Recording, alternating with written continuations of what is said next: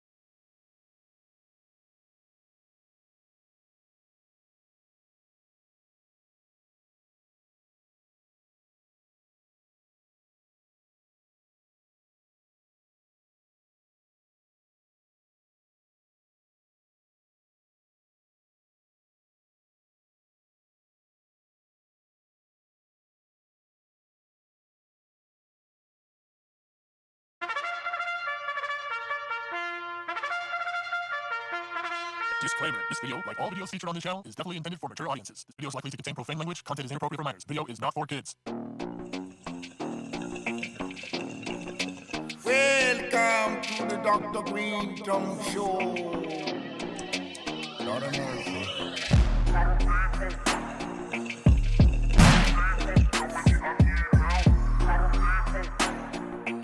How you doing?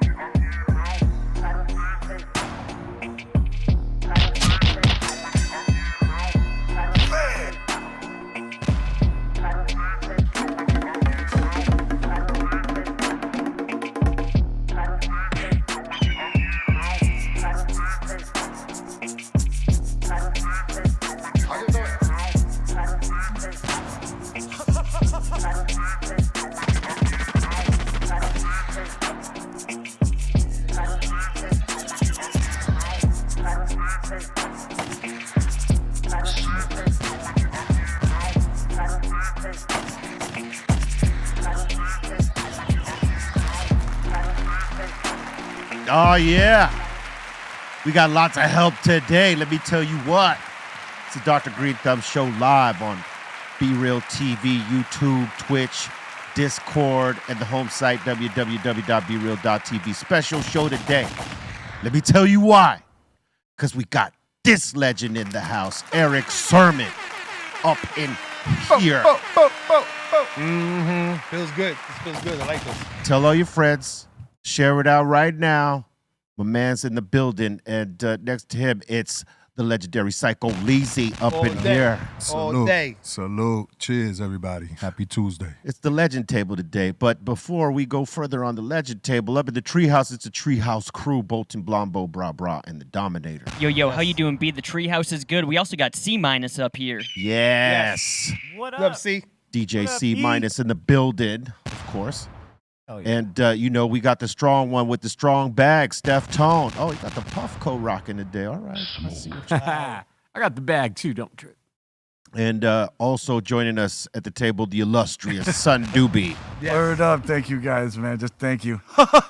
Word up. We know which Doobie you be. I got to tell you, man, it's great to have you here because, like, you know, early on when we were making our run and stuff like that, the guys that we would run into, like, that were also, you know, doing runs at that time would constantly tell us, hey, man, I heard about y'all through EPMD. Yeah. You know, they played us your snippet tape. We were hearing that from Chuck. We heard it from Cube. I tell you, the thing about the Cube thing was the fact that whoever was our, I guess, what, A&R or whatever at Sony, Yeah. right? So don't forget, Real, I just landed, right? So we get in the car, your cassette is being played. So I'm like, what the fuck, right? Yeah. So don't know why I called Cube immediately. Don't ask me why. I said, Cube, got this fucking tape, Cypress Hills, I'm coming to bring it to you right now. I go to whatever video shoot that he was shooting. Go down there and I play it. Now, long story short, I go back home. The video is out, and Cube is in the fucking video. Yeah. He showed up. I'm like, yo, Random. that happened. We didn't even Random. know. Oh, you didn't know? No. He showed up and we're like, oh shit, Cube's here. It wasn't anything we had planned. Wow. Hey, and It was something that you, when you heard, again, because again, when you heard the records and you heard them, it was back to back to back as far as the beats, but then the rhyme and the tone and the whole nine. So I was excited. But Yeah. that same day, I bought Roger Troutman's album, right? Yeah. Just had came out. So it was so crazy because I was happened to make crossover after that when Yeah. I left. Classic. Over, man. Yeah. hey man, I gotta say thank you for that because I mean, you know, like everybody we were running into, they were like, hey man, we heard y'all from Yeah. EPMD. We were on tour with them and they played this. Busta Rhymes. Put the mic up closer. Busta Rhymes, another Yes. one who would go on to tell me this, and we thought that was everything because we grew up to you. I could tell you as a person on the street on the West Coast that you had two different fan bases going on here. People that were just like hip hop enthusiasts that love raw hip hop.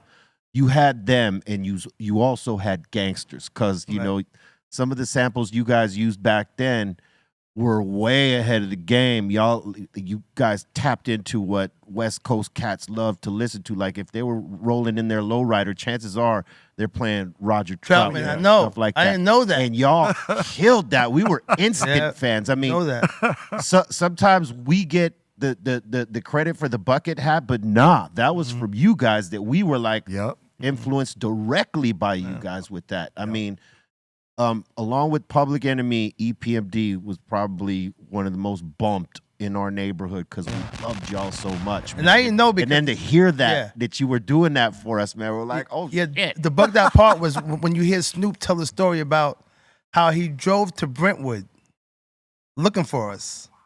Because I'm from Brentwood, Long Island. Wow. But all he heard was Brentwood. So he said, oh, they from the suburbs. they from here, right. You know?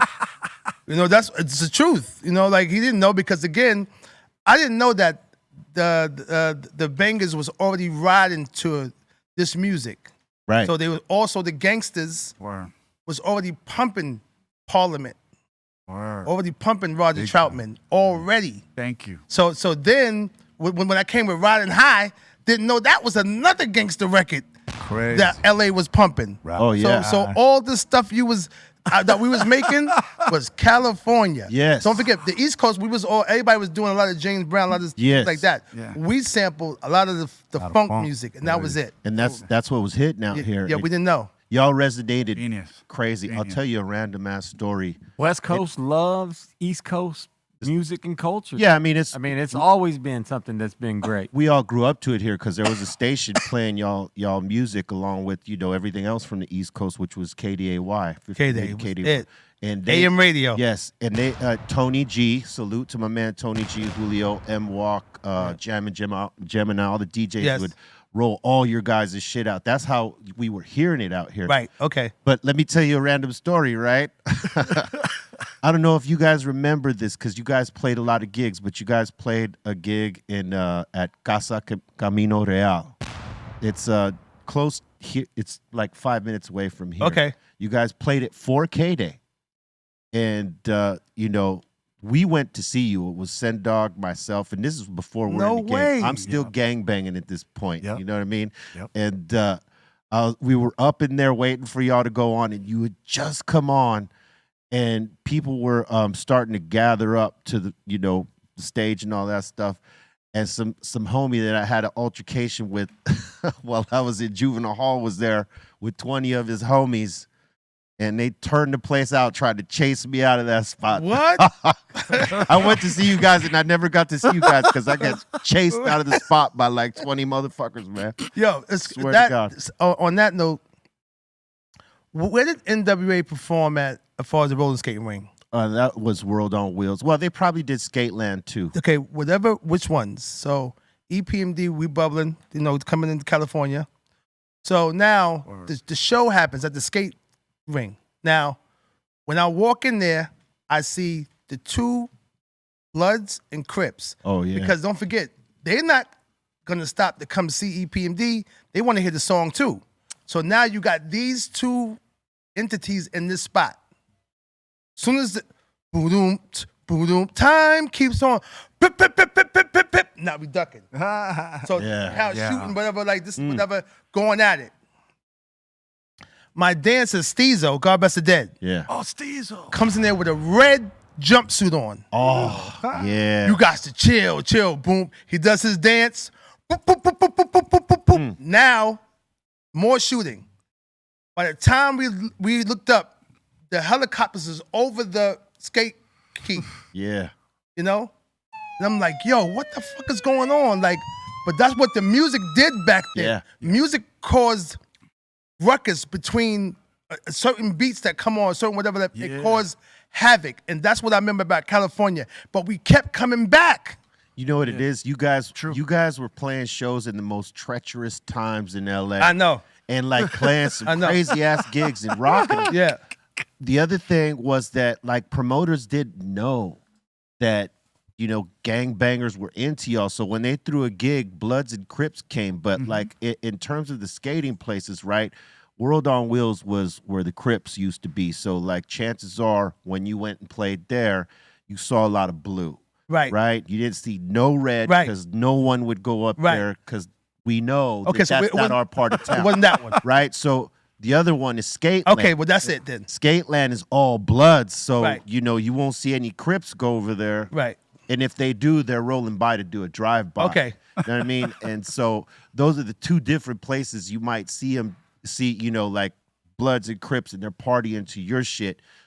But then there's the mixed gigs where it's like a radio show or a promoter just said, hey, we want to have y'all at the club. And they don't know who's going to show up. And then it gets turned out. It 'cause does. You got two different factions, right, that love y'all shit. Word. But when the words to your guys' song, like the Oh, phrases, wait. you know what Yo, I mean? B is saying some shit now that he don't even know that he bringing up. I'm at the Anaheim Arena with the circle stage that moves. Yeah. Anaheim. Yes. Celebrity did it. EPMD NWA, right? So before I go on stage, Eazy-E is saying, yo, let me talk to you real quick, Eric. I said, what's going on? He says, yo, I was you, I wouldn't go out there. I said, why? He said, because y'all say crabs in y'all record a lot. Oh, yeah. Right? Yeah. So I don't know that. I'm like, yo, he said, which means? He said, yo, if I was y'all, I would go out there. Scared me half to death. So we don't know. We gotta go out there. He's like, nah, I'm only playing. but it was a thing Where it's mostly Crips. where you saying crabs, crab MC, the whole nuts and whatever. We don't know that. Absolutely. But he knew that we didn't know. So Yeah. he was a joker too. He's like, yo, if I was you, I wouldn't go out there. You know? Hey, Steph Tone's mic ain't on. Yeah, man, what's up? There we go. What were we saying? I said that's real, but it's joke. Jokes is real. Yeah. Yeah. I mean, that's what makes real good jokes is how real they are. But even around with them like that, it's over. South Bronx, all that. All that's The dead. EPMD. Hey, that's crazy that our music triggered shit in that way. Yes. You know what I mean? Yeah. I'll tell you what, even it the doesn't trigger. Somebody starts it. You know, it's Well, like that's- it that's- just becomes like a thing. Well, you know, that's another tradition. Well, that is a trigger. Yeah. If someone starts it, it's a trigger. yeah, but it's like a game though. It's a drinking game at that Yeah. point. Only it's called the beatdown game, Yeah, I'll tell you what, I bet the you chain snatch game. I bet the Beastie Boys never knew that they had gangbangers that were using that Paul Revere. What you mean? Like Paul Revere in the gangbang world was a big song. They would all change words to put their neighborhoods in certain places within the song. So when it would come on in the club, they'd be singing some of the Beastie Boys words, but change beer. Crazy, right? What's cool? You're like blowing your mind right now. Yeah. Because gangbangers used to do that. They would claim a song and then flip just little phrases in there that like were, you know, in reference to their set. Wow.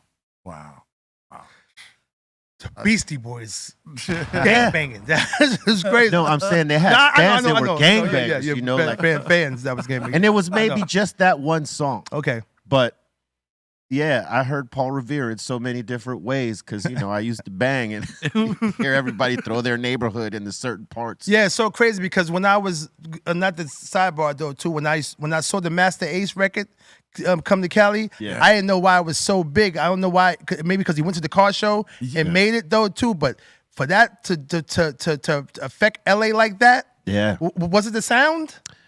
I think it was the sound and the content and, you know, the fact that he was flipping it. You know what I mean? But the beat. Oh, Yeah, boom, that knowledge me. That knowledge me, yeah. boom. We were all very that familiar knowledge. with that out here because, you know, again, But that was one of the first two back in the day East Coast records that was knowledge me. Yeah. I mean, like exactly. Nobody Original again, gangster I was- concept. I know. we'd get it in the mix. That's how we knew it. wasn't in rotation anymore. No, it wasn't in rotation. No, no. But we'd get it in the mix, like either, you know, Tony G or Gemini or one of them guys would flip it in the mix, and that's how we would hear it. So when, you know, when Master Race comes back with it, everybody's sort of familiar with that. And then he's talking about the car show culture, Right. which is big out here. Huge. That flipped for him out here. I don't know how he knew that and who told, because that was, I think he had been out here for a while at that point, like, you know, so he sort of knew. Yeah, but to get accepted too with y'all, that's Mexicans, different. and that culture to be like, yo, okay, you can come in here and shoot this, and essays is there too, and you trying to, you know what I'm saying? That shit was crazy. Yeah, he hit a lick with that one, man. Yeah, he did. Say. That was different times though. Also back then, like we didn't have internet back then, so like we heard about each other's bands and the stuff that we all liked from the people we knew. You know what I mean? Record stores. Somebody will call someone physically, like, "Yo, you gotta hear this." Like, Yeah. you know what I'm saying? Okay. You had to make a call. Like you called Cube, like, "Yo, you gotta hear this." I did. I was like, not because Be Real is here, man. Like one of the illest voices, rhyme wise, cadence, fucking flow, all of it. It was Thank you. shocking. That's why I said, Be Real, don't get mad at me. I know you just came out, but I was in there making Headbanger for Ice Cube, right? But in the meantime, I'm like, the space, time for it was open before the drum hit on the one. Yeah. So the voice is open. So I'm like, time for some.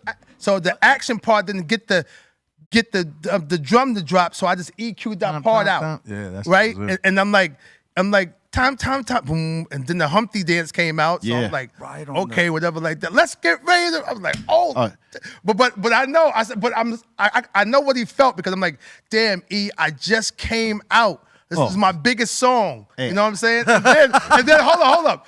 I mean, if he can say what he wants to, but if you don't know that our squad is big Cypress Hills fans, then you got like sawed off shotgun, hand. Oh, I'm yeah. like, yo, we are destroying these niggas. Come on, East Coast had mad love. I felt honored. I didn't feel nothing but honored behind that because like those were masterpieces. No, you know what I mean? but I'm saying though, but the stuff too was like, yo, Funky Fair one, like, yo, I was like, God, yo, Muggs, I gotta say Muggs, right now, Muggs, man, Jesus Christ, be like, again, there's people that, again, people don't want to give props to, like how we do. We New York cats ain't like LA. I know that LA cats don't say like, yo, your sneakers are dope or your whatever, or your what kind of jacket is that? Y'all don't give that type of props like how we do it. We do that. Right. So that means if something is crazy, I'm giving the prop to it. Sure. Yeah, the You know what I'm flowers. saying? So exactly, no doubt. So those certain people that was doing and making certain stuff, I'm like, man, this is fucking crazy. There's a lot of people out here that do that too, though. You know what I mean? Like like OG.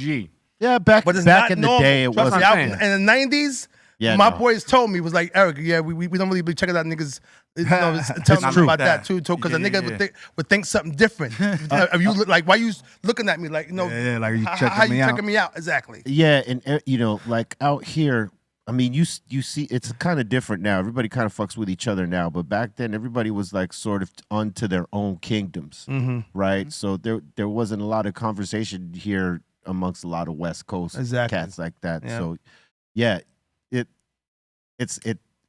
we struggled to give flowers, you know what I mean? But these days we're better about it, I think. But back in that time, yeah, But we y'all were coaches so too. guard up. You come from it. Yeah. You come from it. You're not gonna be. Y'all had actual hoods. Like we had neighborhoods. When you say the Bronx, Yeah. Queens, Brooklyn, whatever, niggas didn't step in, and you know you had to be careful. But y'all really had to be careful to be speaking to each other, knowing it was so many of y'all gangs and so many of y'all territories to be able to say whatever. So I get it. Oh yeah. I mean, It was a fine line. it wasn't easy. But hey, man, you not only did you come with like the incredible songs with EPMD and the production and introducing Redman to the world, man, you've just inspired us in so many ways, man. That's why it's like a trip sitting here with you. I mean, I know we work together. Of course, We've done shows together, shows, but of course, yep, all the time. you know, it's just a tremendous. I know Send Dog. He's probably at home watching, wishing he came today, because usually he's in today. Oh, yeah. Okay. But he lives in Vegas, so you know he he don't does. want to drive. Oh, in that Super rain. Bowl. Yeah. Super Bowl. Yeah,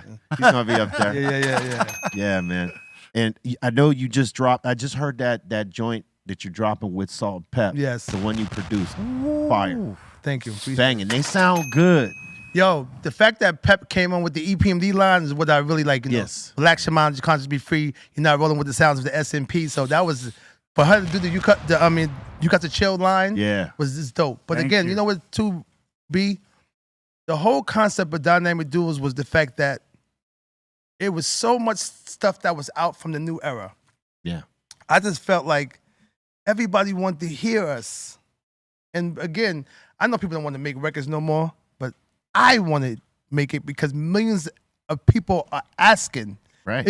Like you're doing what you're doing, people doing what they're doing, so that y'all not expecting that. But the person that likes to make music, I'm like, yo. Was that your first record you ever produced for Salt and Pepper? Yes. See, so that meant a lot because that's but that's my first record with them too. That's what I'm saying. So my whole thing was the these fact are legends that the you fact look, that you know? again, and I called y'all too. So all the dynamic duos people I was calling, there's 25 groups. I see. It's right? like a concept of dynamic 25, duo. exactly. So so at the end of the day, I'm like, yo, who I'm gonna get? So when the album was being made, whatever, if my boy was here, when Bernard comes back, his favorite record is Cypress Hills. And then on the label, Kevin Lyles and them saying too, yo, that Cypress Hills record is special. I'm like, yo, it's supposed to be special. But at the end of the day, I wanted to make sure that everything was okay. Yeah. So I made a Biggie Smalls Tupac record, right? Oh my God. And you see how I did the that. Marvin Gaye like he was with me? Yeah. So if Tupac and Biggie was living, this is how they would sound together. Nice. And when you hear it, you would think that those two were together in the lab. If you know my work, you would know that whatever like I know. that. So, but it sounds like they were together because I got to make it real. I can't make it just regular just to be doing the mashup. No, it gotta be for real. So then I did a Snoop Dogg, Nate Dogg record. So I had to make sure that the Nate Dogg and Snoop works like if he was here too. Like it's natural. Exactly. Yeah. I got a Mobb Deep record. I had to make sure that the Mobb Deep man. record, Prodigy sounds like he was here with Havoc. You know? I got a Red and Meth song, of course. Yeah. I got a Dog Pound record. I have a EPMD song. Of course, you had to have that. You have to do that. I have a Lil Wayne Game record. Wow. I have a Helter Skelter record. Wow. I got the 8 Ball of MJG record. I got a UGK record. What? Wow. Helter Skelter, I said too. Lot of heat. Lot of heat. Heaters. No Brooklyn. It's all heat. But the fact that when I make these phone calls, I've already got part 2 on deck. For those who I didn't get, because there's 25 of them. So again, the ones that I hit, because it was all DM calls. You know. Oh, okay. So all this the ones that was, if I gave you a list, you would see Beat Nuts, you would see Nice and Smooth, you would see it's so many major groups Nice that's and left. Smooth. Oh yeah, you got so many to get. You know, and the watch out now. So I'm looking at these boys too. I'm like, yeah, I don't have them Showbiz and AG, but the one guy's not rapping. Yeah. He said he wasn't rapping no more. Yeah, that's right. So all the rest of the stuff that's going on, I said, okay, well, I can't do the Pete Rock, CL Smooth, Erick B. Rock, Kim's only one person. So again, I was looking at the stuff, Be Real, to make sure that stuff was okay. And I was putting my own, like I put Wayne and them together as the new. Yeah. So I'm going to make dynamic duos too. So those are the two that you heard in your head that can go together. Well, I had Conway and Wayne. Yeah.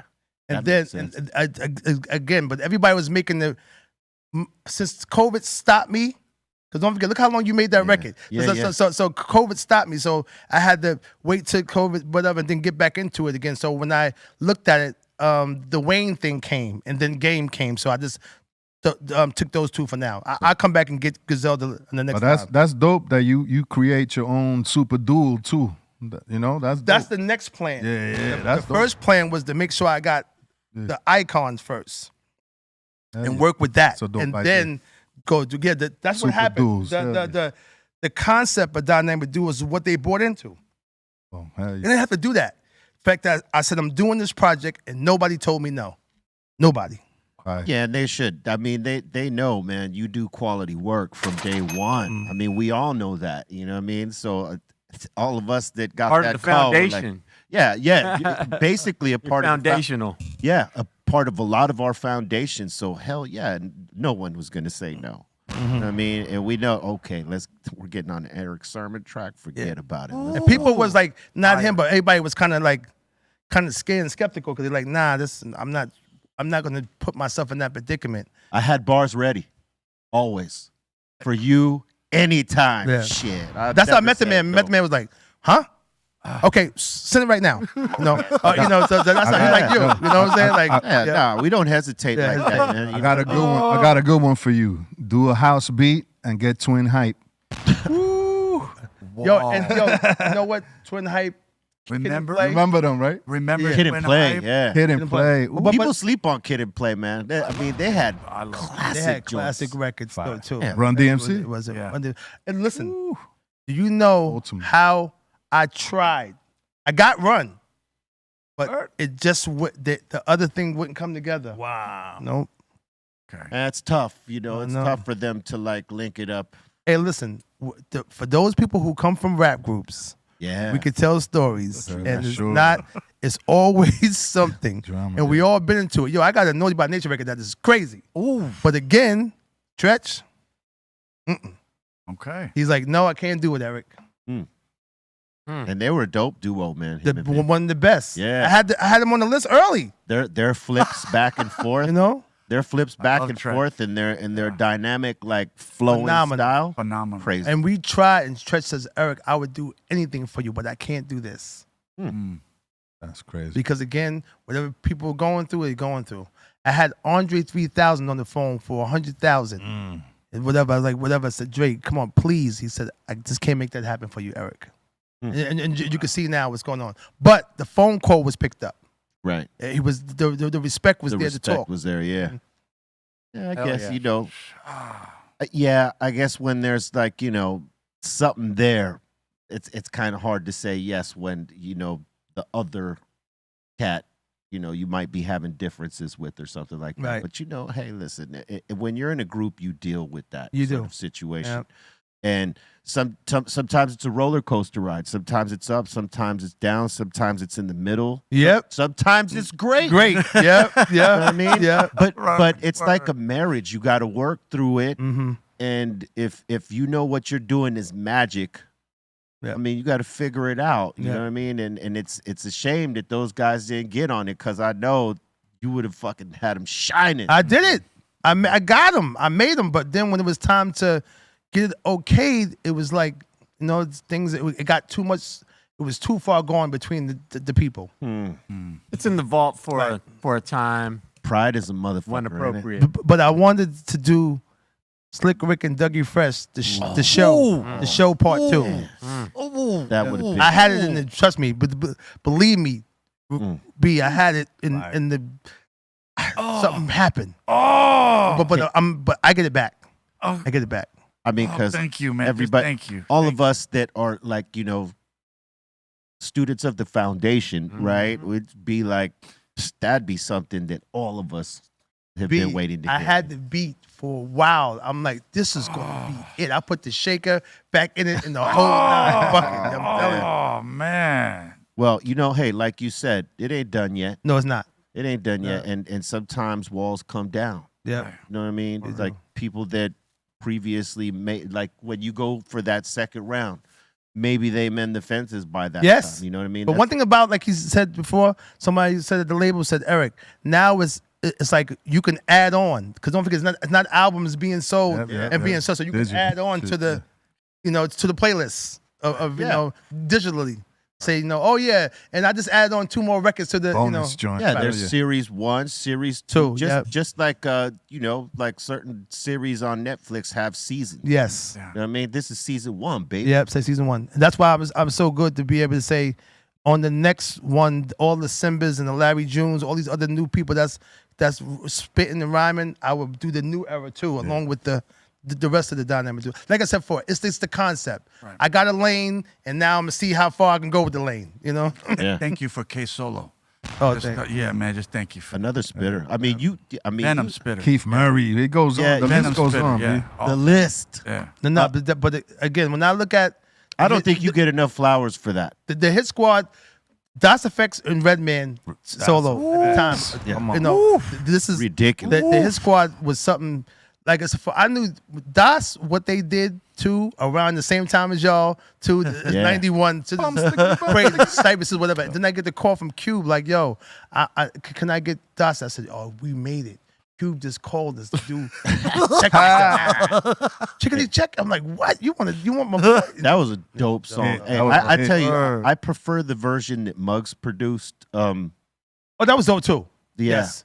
that was dope. Yeah. But the fact that you guys got them together and then the remix was fucking crazy too, Yeah. man. I mean, that whole experience with Cube and Yeah. and They those always guys. had dope remixes, Das. But that's again, Roger Troutman. Yeah. You know, but the James Brown, of course, the single they want effects.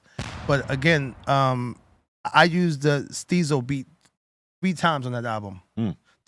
Hey, you could do that. I remember. I know, but Skull Snaps, right? nobody would do that. Like, Yeah. who does that? Like, fuck it. It sounds good. Hey, it sounds good. That's it, man. Hell yeah. And you know what? It's crazy because when people sense something familiar but they don't know what it is, they're drawn to it. I'll tell you who does it. R. Kelly trapped in the closet.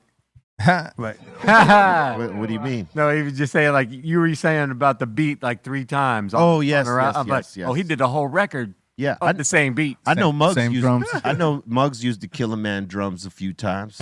You know what I'm saying? Yeah. Whatever that break is. Midnight Theme. Yeah, you said Midnight it. Theme, Good yeah. is good. I did the Humpty Dance was Time for Some Action, Crossover, Gold Digger. What?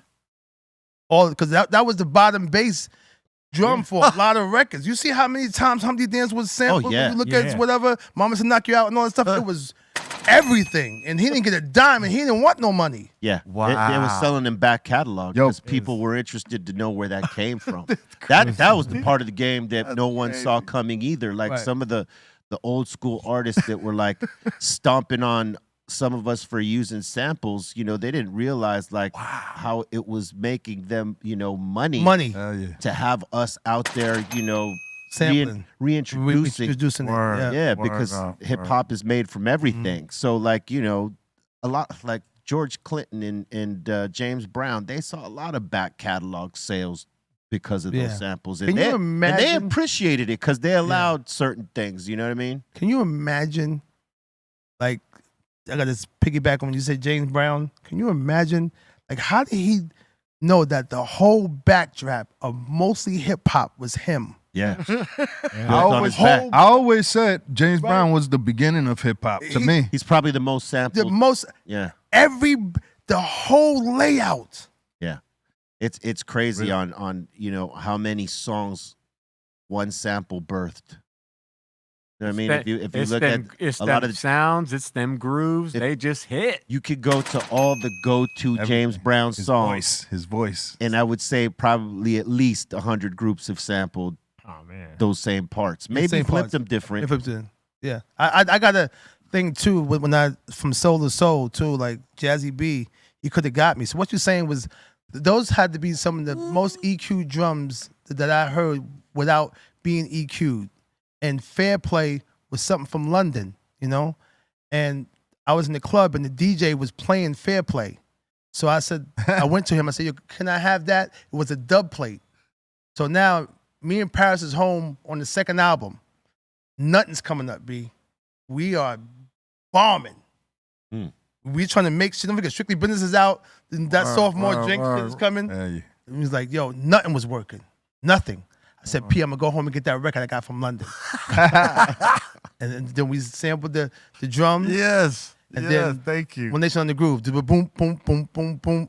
Ohio players, Yeah. bing, bing, bing, bing, bing, and then that was it. Oh, Yeah, but again, man. after that happened, then stuff starts coming. Thank you. But without me bringing that record back, we were stuck. Yo, that song right there, that's one song that you could hear that shit like 3 blocks in a car coming.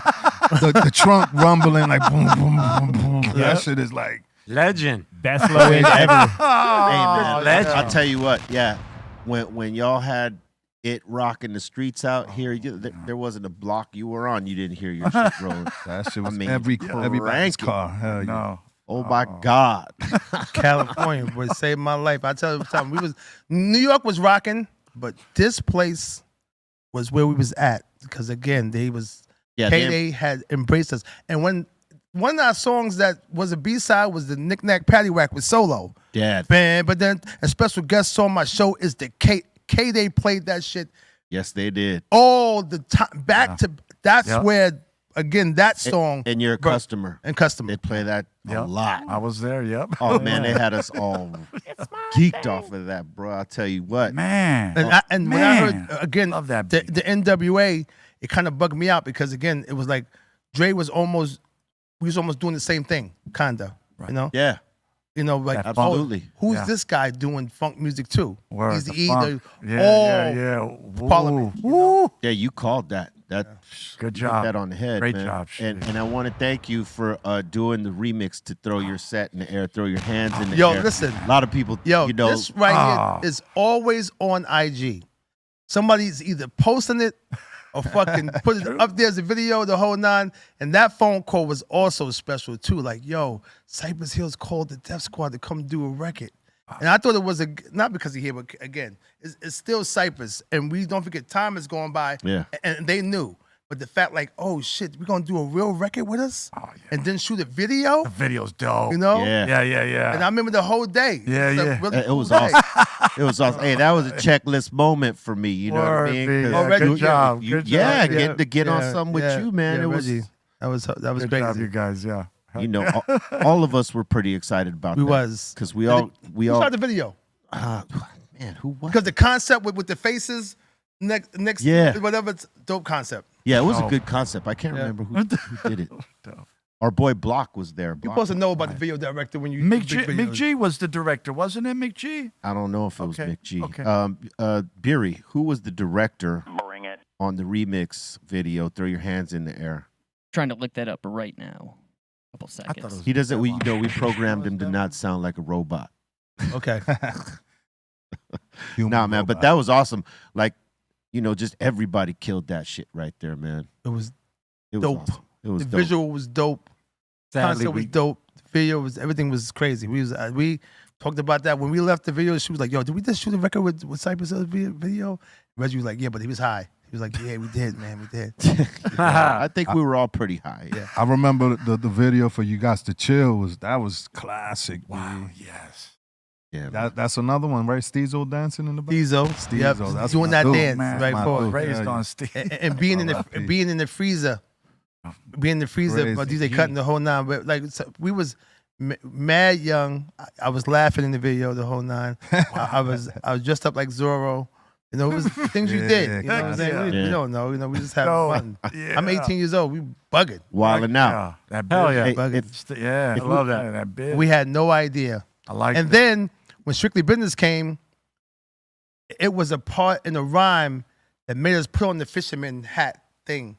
Whatever that sentence was made us dress like that Okay. for that sentence what's- to be by the campfire. So whatever, I don't know the line right now though, but that's what made that, what it started that.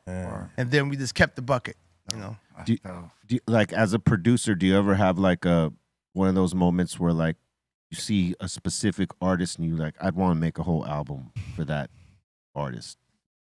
You ever have that as a producer? Man, yeah. I mean, Who would you produce an album for right now? Like, well, off the top. right now it's not really like I'm doing this, you Right. know, but again, back then I would, again, not working with Biggie, you know. That would have been epic. You know, not working with Pac when I had the opportunity. You know, I worked with Nas, but I was giving him C-list beats. I didn't really know when the first album was being made. My boy brought them to me, so I made records, but not taking it seriously, because I got Redman, Das Effect, Solo. I already got the camp, right? And then Jam Master Jay got up to there, brought this guy named Joe Sinister to me. Okay. Right? And y'all got to look at Joe Sinister. This guy was crazy on the metaphor. And the way that he rhymed.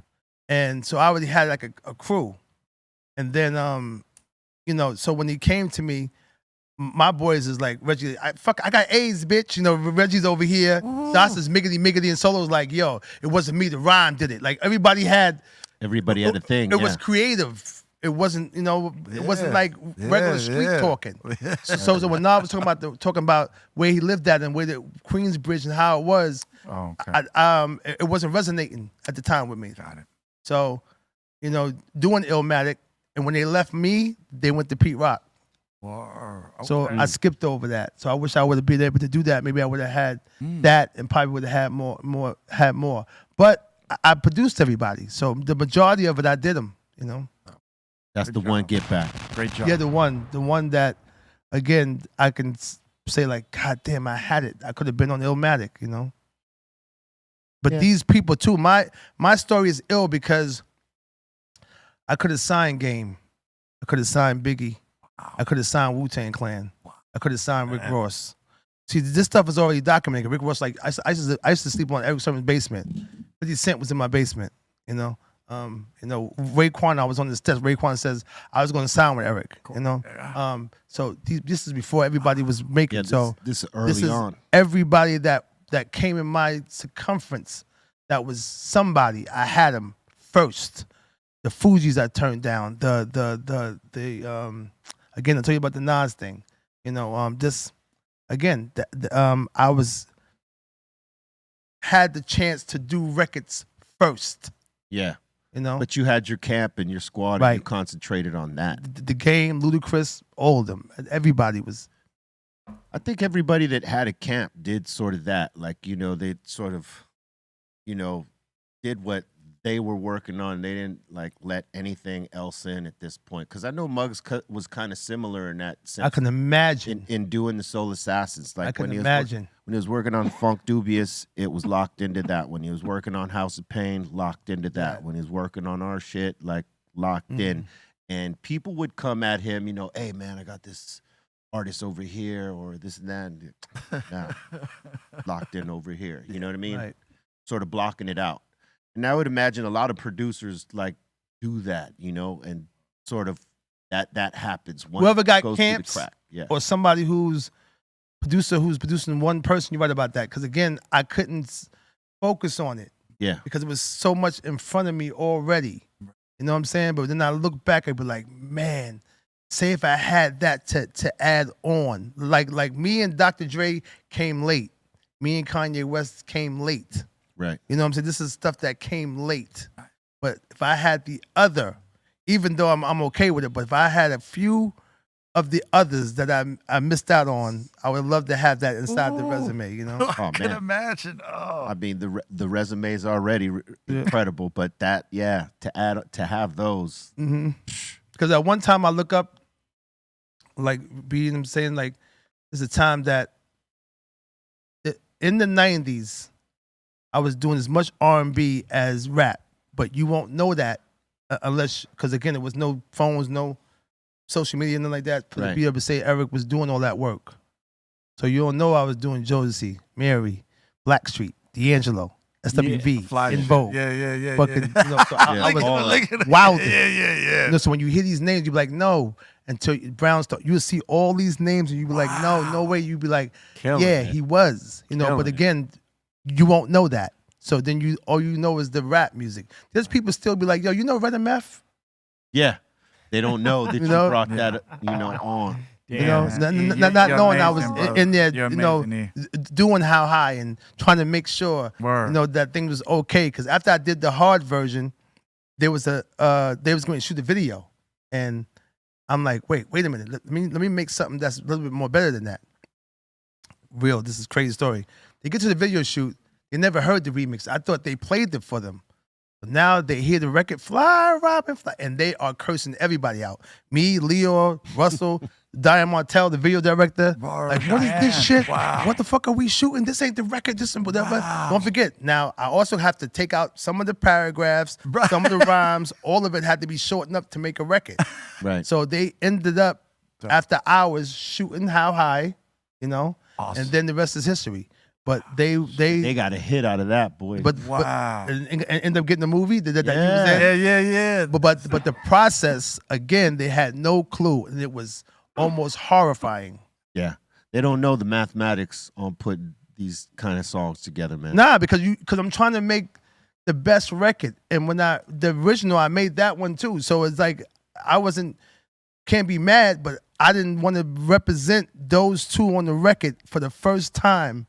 Just rhyming, regular, with how many minutes it was. Let me put it in a song format for it can be, worth something to play. Hey, it's a classic. It's a hip hop classic. You play that anywhere, and people react to it to this day. Mm-hmm. You know what I mean? That's the magic of it. Yes. And being a hip hop producer is different, man. It's I think that in all of the lanes of what genres you do, there's always a math to it. But man, some of the magic that you guys have done through samples and through having people come play out your ideas and shit like that, man. That's what hip hop is built on, man. That type of magic. I love it. I think that, like I said before, got to go Killer Mike at 48 years old, right? Yeah. I hate the fact because we're the only genre that talks about age. Yes. Oh, yes. I had to, that part. Oh, it's very ageist. I don't see that. Mick Jagger's 107, right? And Barbara Streisand is 103. It's crazy that the sharing them is touring, which I mean that they don't say old school Barbara Streisand, old school Sting, old school. It's just Barbara. Old school Madonna. It's just what they are. It's just them, yeah. And it's kind of how we do each other. You know what I'm saying? And the Killer Mike thing last night at 48 years old, this showed again too. I can make a rap album with me rapping, and then I can go and I can succeed, no matter if it's politics or not. However it was, he won. You know what I'm saying? Yes, he did. I'll tell you what. For me, I always felt it's the labels and the radio stations that perpetuate that ageist bullshit when it comes to hip hop. They don't do it in any other genre. No other genre. We're the only ones that like after 30. Well, once upon a time, after 30, you were too old to be doing this. We proved it. Our golden age, our golden era, hip hop, and the ones that came before us that are still impacting and still relevant today proved that whole theory wrong. But they still have that bullshit there, so that because they're constantly trying to feed a young demographic. Yes. And sometimes they don't even know the pulse. Like, because the demographic they're looking for is listening to playlists. They're not listening to the radio. And they're not necessarily checking out so much from major labels. They're checking a lot of independent artists. projects. And they've lost the pulse. Yes. And but you're right? So because you got guys that like are our age and guys older that are still like Mick Jagger, but in our genre, out there affecting people, selling tickets, and making relevant. You just mentioned Mick Jagger. $450 million when they hit that road for that year. Yeah.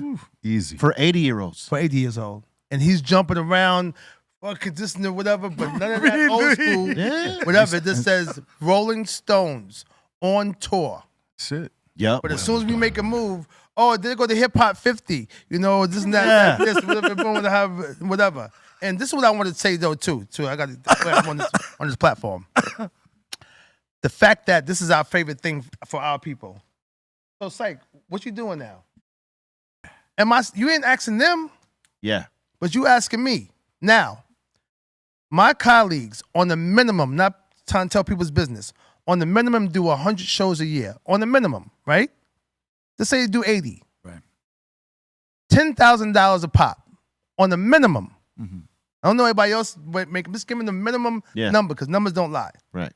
At 100 shows, at $10,000 a pop, it's $1 million. I don't know a doctor, a lawyer, fucking contractor, whoever's making that money. In the era, and talk about the culture, make sure you know what you're talking about. Yeah. Because these people, the Canes, the Rakims, the Dougies, and all of us can prove it. Don't ever ask what we're doing, because the tourists are selling.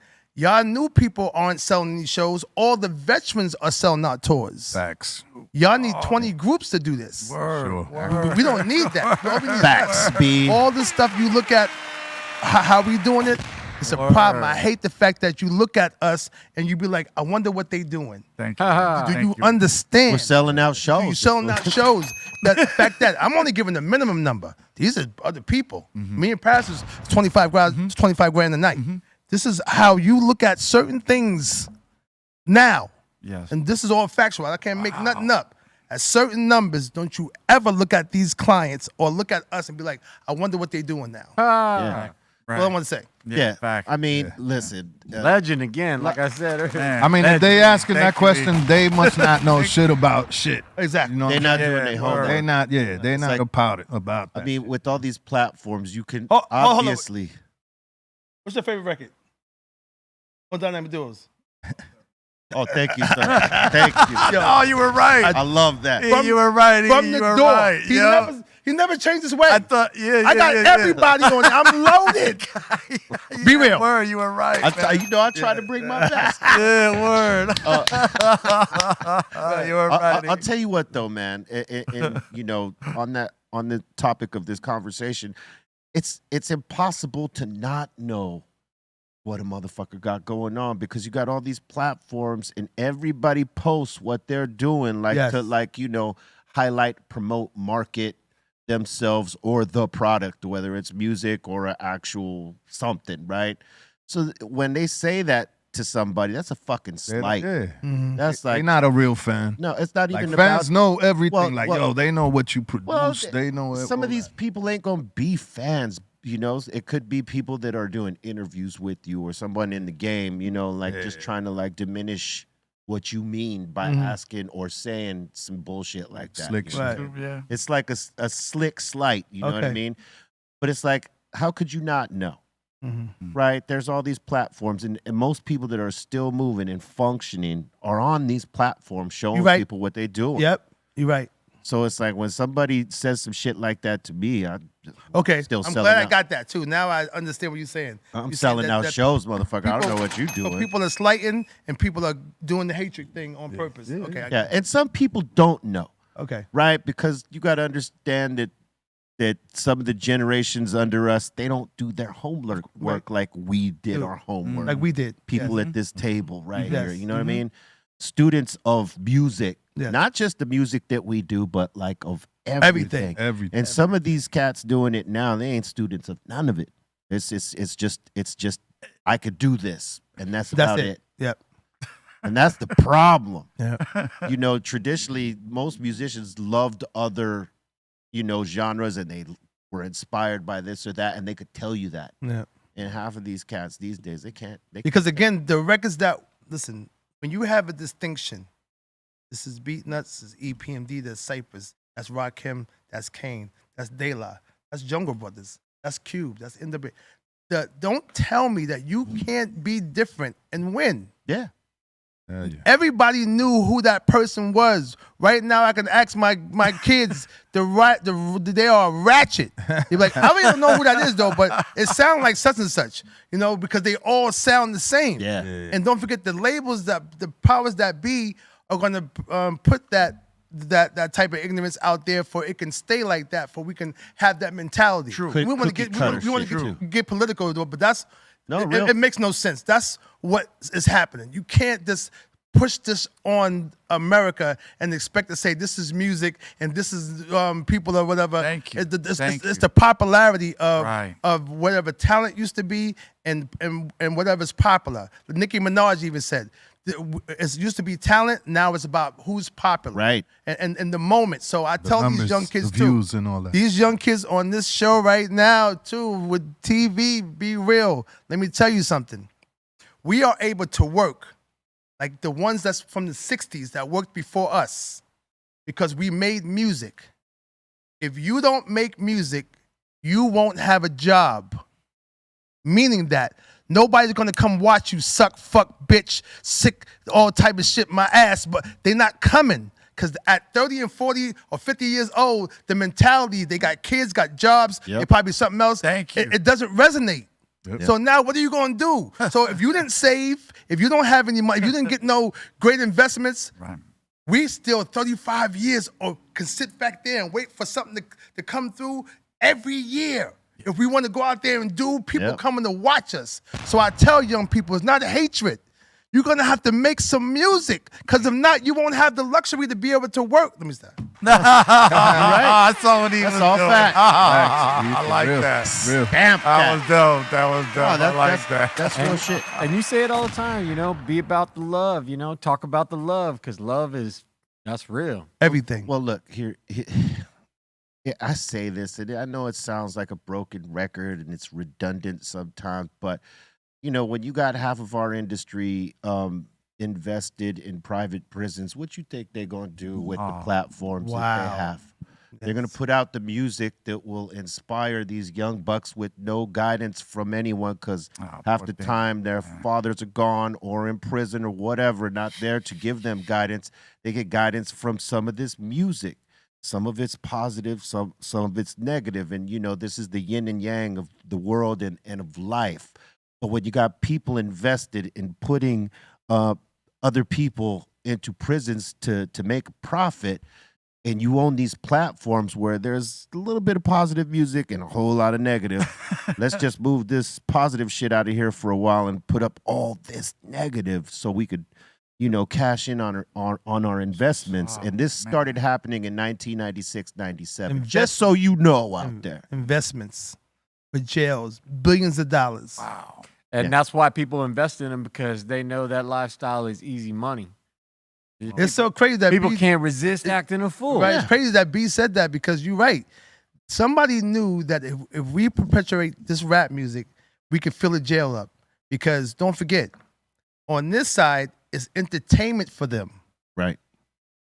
For little Josh, and that's entertainment. Entertainment. They don't live that life. So to them, it's happy dappy. We actually try to live it and try to buy the stuff that we can't afford, and also go out and do what the record says. Right. They don't know that life. It's entertainment to them. Some of them never lived it, but they tried to aspire to it. They don't know. But Russell Simmons told me 75% of records is bought by white America. It's always been that way. They always been the consumer. So no matter how hardcore you want to be, whatever like that, your Becky is making you big. That's why it's called crossover music. It means when you get to a platinum record, such and such, that is the core of your people who's buying your music. But at that point too, you're just talking. I mean, it just becomes about demographics. It's not even about what if you're in a business and you're about the numbers, then you got to go where the numbers are, period. That's just business. The business ain't going where nobody's at. True that. That's true too. But the consumer is like this. I can't buy a tape, get food, and go get a haircut or buy a piece of clothing. But Josh can. So we have to dub the tape or choose which one we're going to buy. That's why we didn't have that much effect economy-wise to make this big, either in concerts or either purchasing music. We don't have it. Yeah. So it had to be them. Russell told me, Eric, when that curtain comes back from Madison Square Garden, and that curtain, just be aware that it's not going to be you looking back at you. Right. Yeah. Hey, I think we all had a realization. Any of us that hit the crossover in mainstream, we had a different realization on just who was out there when we got out there for the first time. And I'm not mad. It changes. I'm just saying, it changes. Yeah. It changes. When you're doing like the small clubs and some of the, maybe a ballroom size stuff like the Casa and the Palladium, you might have the crowd that like initially gets with you, right? Right. But when you get into that crossover thing, it starts changing into a different thing, and that's what y'all with arenas. Yeah, it was crazy. My foundation and experiences in metal, and so I've always, looking at the audience, I'm always looking at a variety of faces. Yeah, because metal is not a specific type; it's everybody. Yeah, I'm not saying that it was not. Whatever. No. I hear what you're saying. Like Bob Marley said it too. He didn't understand why there was no blacks at his shows. He couldn't understand it till he got to the Garden and he performed with Earth, Wind, and Fire, and shit changed up. But when he sold more tickets than the Rolling Stones and stuff overseas. Yeah. When you hear the story, like he was that person, but he couldn't understand why nobody was fucking with his music. White dreadlocks. Right? Well, let's talk about this too, though, right? I don't think some of your crowd goes away. I think depending on the gig, that crowd thins out and it becomes this other crowd because, like, hey, certain cats, when they're coming up with you, they can only afford that ticket that goes into that small club or that little hall, as opposed to going to see you at a festival or a big ass show where the ticket price is crazy and things like that. And Others can afford that. You know what I mean? Especially at that time. You know what I mean? So you see a different demographic out there. Because now man. in LA, if I'm doing a show or doing with Cypress Hills, it's all them. Yeah. All of it. It's all Latin. And they are, I'm like, holy shit, like, it's all them. Hey, you know, I don't think anyone at any of the major labels until like the first one hit across all boards, right, and went out of the hoods into the mainstream, that they realized that hip hop had a very broad reach, Right. a global reach. Because Yes. when you think about it, right, look, when you like, I don't know when your first tour in Europe was, probably late 80s, right? Yep. Hip hop was very new to them. Y'all were like the first gods Yes. that landed there, right? And that planted the seed because, you know, 50 years later, in all these places that you guys touched in the beginning, up from like, you know, running Yeah. them and you Yeah. guys and Houdini and whoever went over in that time, Yeah. y'all planted the seeds, right? And now in some of these, in most of these places, they have their own scene, And their own rappers. a part of the culture, their own rappers, their own stars. Yep. That, you know, that was the reach of hip hop that none of them saw. You know what I mean? And a lot of groups didn't get a good run because these guys didn't know what they had in their hands. Mhm. And now you see it. I mean, Mm-hmm. it's every goddamn where. You can't go nowhere where there isn't hip hop or rap music available in some form or another. I mean, hip hop it's crazy. in the early days, it wasn't meant to be crossed over. Like, they didn't even think hip hop would ever cross over. All these labels and all that, they was just doing it for the hood, you know? Word. Well, I don't As a BMXer, skateboarder, hip hop was always a factor in that, you know? Yeah, people ride to it. Always you know, ride. But that bugged me out when I saw the skateboard world That's another world. playing Cypress and Wu-Tang Clan. And I'm like, I would never Snowboarding, thought about that. I would never thought that would happen. I think, you But know, it's like you said, it's what it makes you do things. You know, like there's songs that make you do things. Okay. And in skateboarding and BMX, it's the same effect. There are songs that just inspire people to just push like Okay, I got you. insane you know what? stuff. What's crazy that with extreme sports, they listen to either punk rock, metal, or hip hop, or a combination of all three. Like I say all of it. yeah, that's what I'm saying. It's either one or the other or all three. Yeah. And that's the thing it has in common with punk rock. Like punk rock has always kind of been like the cousin. Even though the genres are completely different, Right. it's like the fuck you attitude and Yeah, it's like, family. you know, Heartbeats. yeah, It's a family. Yeah, Yeah. it's same family. yeah, and that, and it's crazy because even from the time of Wild Style, when you see like, Ooh. you know, how Yeah. that world was kind of mixing, you know, Phenomenal. You seen Crazy. it on the radio, yeah. yeah, man. Phenomenal. Yeah. Oh yeah. Seeing that was like, yo, what the? That movie Like changed Bible. everything. The Bible. Yeah. yeah, Busy B was the first dude in the hotel with chicks Yeah. with the champagne and the money. He's with the money Busy so B. early. You know, that you know, was- Right? Early. You know what's Busy being crazy? up all You know what's day. crazy? Like I cut school one day to go see that movie, and not knowing that I'm cutting school to go to the real school and Wow.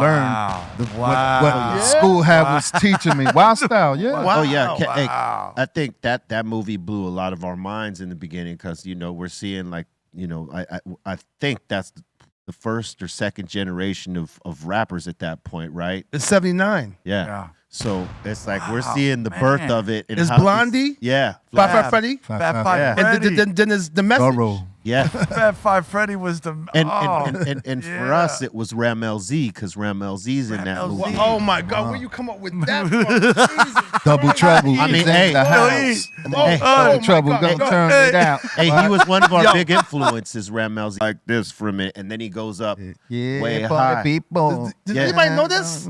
Yeah, I've said it before, Okay. but Jesus, nobody. That's yeah, I mean, yeah. Whilst like The Muggs was range. from the East Coast, so Yeah, he would yeah. bring that shit down to us when he would come back, you know, from visiting his family and blow our minds with that shit. We're like, oh my God. Little And- Rodney C, double And trouble. and we Double got trouble. the name Cypress Hill from Double Yeah. trouble. Ram LZ referencing Cypress Hill because Sendog lived on Cypress Ave in a place called Southgate further east of here. And instead of calling ourselves Cypress Ave, we took the Ramel line and used Cypress Hill. Wow. That's why in some of the first songs he sampled in there. Cypress Hill. Oh yeah, Cypress Hill. Yeah, exactly. Cypress Right, Hill. right. Yeah. East New York. That's why a lot of people were confused. They thought we were from New York because of that shit. Right Definitely. Definitely. It's fire. And then you chose to shoot your first video in New York. Like That was the second one. okay. Funky Phil one was in L.A. Okay. People thought that was on the East Coast, but it was downtown because at the time, downtown looked really, It don't matter. Yeah. You shot Killer Man and Hand on the New Pump. York City. Hand on the with Pump. Cube. Too. Yeah. Like, what are you doing here? Hey, you want to know what's crazy about it? And nobody really says anything, but like Tim Dog was also in that video. No way. He showed up because Sony or Rough House had him show up because we were label mates. And no one knew that Cube was coming because he just happened to, That could have been a problem. Oh, yeah. He didn't want to shake homie's hand. He didn't want to really be next to him. He goes, yeah, I got to go back to, I got to go back home. I can't be. And I don't blame him, and I don't blame him for that because, it was what it was. Yeah. But it was random. I mean, that's crazy. We didn't know anyone was going to show up. We didn't know anyone was going to show up to that. We had the UMC show up. Salute to the homies. UMCs. Yeah. Q-Tip showed Shout up. out to Cool Kim. He was just coming downtown, and he got off the train and came up and saw a video happening. So he comes and looks, and Shady Perez recognizes him and was like, "Hey, would you do a cameo in the video?" We didn't even know him yet. Wow. That was our first introduction to Tip. Right, but when Tretch gave you the shout out, did you meet Naughty before? Yeah. We were doing stuff. We were doing a lot of promo shows because they had the #1 record at that point with Naughty OPP. Okay, and we clicked with them heavy, so they just were like, "Okay, we're gonna bring Cypress Hill out on the road." Man, we were getting booed almost every night. What? Because they were waiting for Naughty to come on, and one night, Tretch came out after the first song. It said something to him, and they just it changed from there. Right? Wow. It was from one show to another. But then Killer Man came out in the middle of that tour, and then it. Oh, so it wasn't there yet. Yeah, it wasn't there yet. Oh, we were having a hard time on that tour, boy. Because this kind of it didn't match at first. What do you mean you get moved? It wasn't there yet. No. Killer Man hadn't dropped yet. The Funky Phil one was out there first, and you put that up against, OPP. Right, exactly. It was not going. Not going yet. And so, those first shows were a struggle. And then Killer Man comes out, changed the whole thing. Would have been a great second. Yeah. You know what I mean? Like a follow-up would have been perfect. Would have been a good follow-up, but that's why we made it a double A side so that the DJs could flip it, because Sony was unsure. They thought Killer Man was a good song, but it's Killer Man, Back then, the B-sides was always doper. For some reason. Exactly, because It's My Thing was cool, but a customer took over. Took over. And that's why you bought the And I think every East Coast DJ that put that shit in their mix, that flipped it and gave it run. Because that's what changed our whole shit was somebody on the East Coast. I can't remember who was the first DJ, but they start running that in one of the mix shows. And it caught fire from right there. And then you guys somehow get it and start telling other artists about it. It was crazy because we were dead in the water for 6 months. We came in. What? Yes, we came in at 100. I don't even know the story. We came in at 198 on that top 200, and then we popped off for 6 months. And then when Killer Man came back, we slow climb all the way up. It was crazy. That's crazy. Nobody even knows. Look what happened. It almost didn't happen. Yeah. But I like to think that some of the work you guys were doing by telling others about us that got other artists excited about us. And back then it was all about a cosign too. If an artist was saying, "Hey man, you guys got to check out so and so's new record," people listened to that if they respected that artist. You know what I mean? America's Most Wanted. You had him show up. This is Cuba. He's on fucking fire. Yeah, you know what? When Sony heard all this shit, yo, what the? Come on, that's it. Hey, so this is how it happened. So we're on the road with Naughty, right? And I think we were in Virginia at this point, and they pull us off the road. They're like, "Hey, we need you to come film 2 songs, 2 videos. We're gonna bring you to New York. We're gonna do Kill a Man, and while you're here on the extra day, we're gonna do Hand on the Pump. Hand on the Pump, okay. We're like, oh, Kill a Man. Because we knew videos were reserved for singles, so right, you know, and we had already put out Funky Phil one. We didn't realize that they were gonna activate Kill a Man, right? Word. But I was excited because we're going to New York to do it. This is where every artist that I, thank you, looked up to was from. Hell yeah, I get to go and film out there. And then they put us right back on the road after the 2 days. We fucked off, and then eventually the video comes out. It starts changing. I'm out because Sony, like somebody really believed. Yeah. No matter what Funky Phil one was doing, like fuck it, we're gonna shoot these two. I think they started like DJ flip. You know what I mean? Because it started catching fire. One DJ starts playing it in the mix, and then another one did, and another one did, and they started hearing about it, and they were, maybe we should film one for this song. Right, because I took hear a you saying. chance. Right. They took a chance. I don't think they wanted to, or it was the plan, but they started hearing about, oh, well, they're playing, Kill a Man over here instead of Funky Phil one. Oh, well, double A side. Fuck it. I think that was the mentality. Well, let's try it. Let's see what happens. And it went. I mean, once you got the biggest DJ of that city rocking your shit, like if it was Red Alert or Chuck Chill Out, one of them guys. Your record's taking off, B. I know Stretch and Bobbito was one of the first to run it. Early. Yeah. It was a rumor back then that y'all had sold like 500,000 records in Texas. Nah, I don't think so. That would have been great if we had. But that was out there at the time. Whatever Insane in the Membrane, they was like, yo, they did Texas bought 500,000 of the I record. believe it. It could be. It could be because Yeah. we had a crazy run in Texas all through the 90s. Yeah. Right. Yeah, we still be rolling out to Texas. I mean, shit. Texas is great. We could do a whole tour just in Texas. We did. So it makes sense. Texas. Yeah, it does. So it makes sense. Oh yeah. I mean, for back in the day, I stopped doing it to not stress off of it later. But like when you get all the numbers and see each city where you're doing the total numbers of record sales, and then then it breaks down into the city and stores on what's selling what, like the amount on each. Like I used to look at all that shit and to see could do to maybe be hitting in the places that we're not. Right. Yeah. And some of those places, it just ain't gonna happen, no matter what you put into it. I never knew that. Yeah. You can see the analytics now. Yeah. But I knew that you was doing that back then. Oh yeah, we would ask see? for it. Well, Muggs was a stickler for everything. I mean, like always. Muggs. So he's asking for it. So if he's asking for it, I'm like, okay, yeah, maybe I should take a look at it too. And we would effectively see what cities were like really buying a lot of our records. Some places not so much. And a lot of that too was because of the sticker. Remember when the explicit sticker shit came? Right. You could see in the South when the sticker shit came, where the sales had to dip unless you put a clean record over there, and then you see the spike happens back up because now it's available to them, because some of them would not put the explicit version on their shelves in the South. But yeah, we used to look at that shit all the time. I didn't know that. Just to see where we were. But I stopped looking at it because, when you're on the third album and everybody's talking about, oh, this is it. You kind of don't want to see it happening. Right? This is it.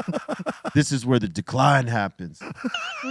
And, hey, I'm a Gemini, man. I don't want to see that. I always want to have a positive mindset, like we're constantly pushing. Right. And you know what? I stopped stressing off of it, and like that shit didn't mean nothing to me after. And it's just like, go from there. These numbers don't mean shit to me. You know what I mean?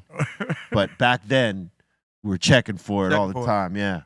Even though y'all was successful in making the sales, you still want to see it. Yeah, we wanted to see it for ourselves, because it's like, what they tell you and what's real could be two different things. Right. But like we'd actually see them and be like, God damn, okay. Right. Wish I would have known that, because if some place is rocking me, I'm gonna go set up shop there. Yeah, that some of that was part of like where we would end up doing a lot of touring at, like seeing where the numbers are at. Like, you know, hey, if you don't look at that, then it's a mixed bag of cities you might win in and might not. But a lot of times we were strategic with that. Like, okay, we're hitting in Chicago, we're hitting in Texas, we're hitting over here. Let's kind of like try to, you know, do that map, and do what makes sense. And some cities you take a chance on, no matter what the numbers are. You know, you might not sell tickets there. You know what I'm saying? The promoter might not be on his job. Yo, he's not on his. Oh my God, these promoters, that jinky promoters sit with Ice Cube with him is the truth, man. Yeah. Like, oh no, I'm gonna have your money.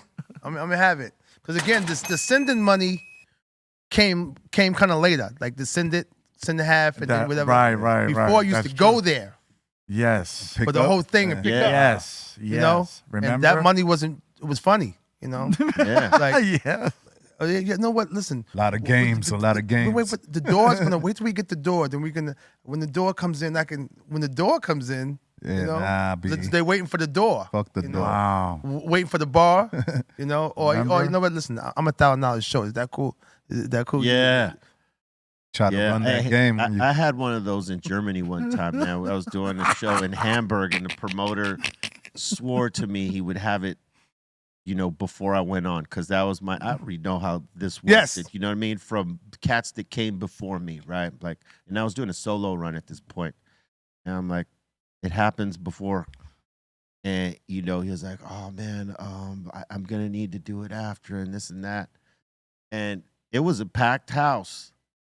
You know, it was. But they get us like that. It was a packed house. So they get us like that. So I felt, I felt like, you know, yeah. So yes, to speak to that, I didn't want this crowd out here to pay the price for this dickhead's mistake, right?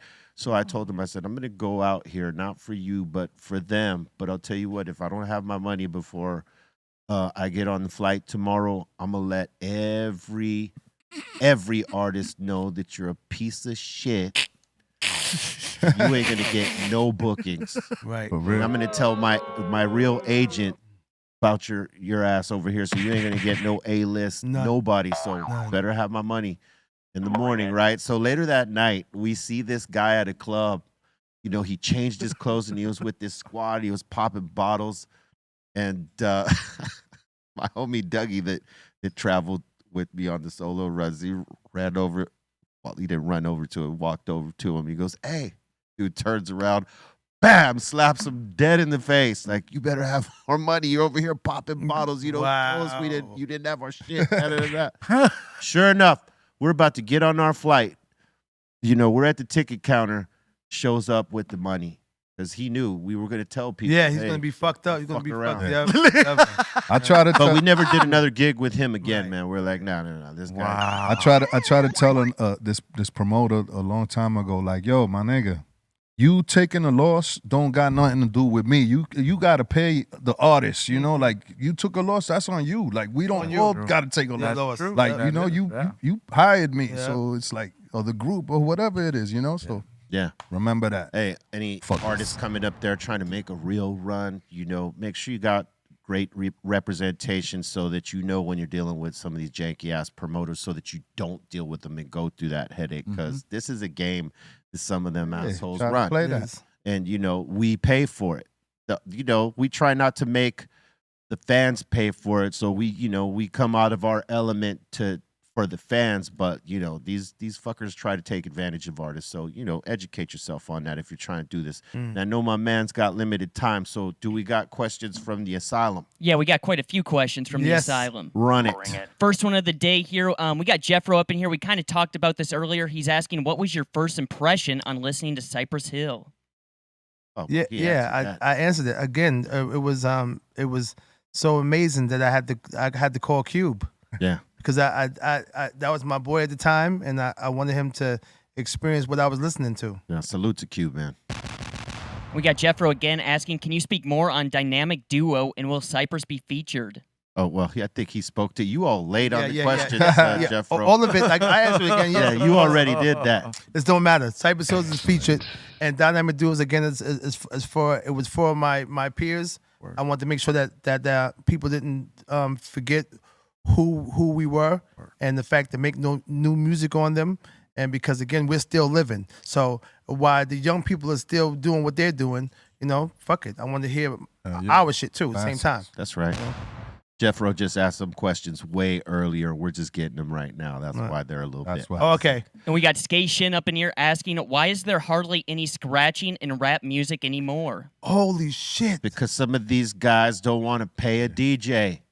Wow. But my Cypress Hills record has cuts. Yeah. Exactly. Hey, man, we take DJ Lord, salute to DJ Lord, one of the baddest turntablists out there. And we take the chains off of DJ Lord. As many of y'all that have watched our Cypress Hill show know that, Erick Bobo and DJ Lord be going off for the show. More hip hop groups should highlight the DJ because they're the backbone of this shit. Yes. That's just my opinion. Yeah. I still incorporate a lot of DJing, scratching in my production. I think golden era hip hop, cats, we still do this. It made the records. Yeah. Like me, it adds a lot. having Rampage and on the Rampage, or to what you're saying with the it made the song. Yes. So somebody asked that question. I'm like, yo, he's right.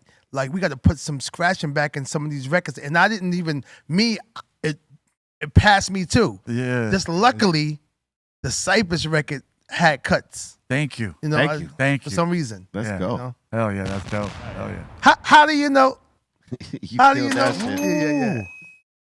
We got Al up in here asking, Erick, 2 questions. Who are your top 5 music producers?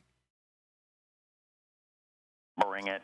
Other than that, man, a lot of people, that mixed up. But I'm going to say Marley Marl. Ooh. Legend. Because he started the sampling. Thank you. Thank you. Big record. Larry Smith. Yeah. Because again, he went to London and got a sound for Houdini. Yeah. That we never heard. That was. It was a dope sound too, what man. What the fuck is that? Yeah. Man. And then again, Run DMC too, and Slick Rick with Jam Master Jay. Yes. So Larry was. Nobody would never talk about him because they don't know. Yeah. Classics. Wow. He's also asking top 5 songs in your catalog.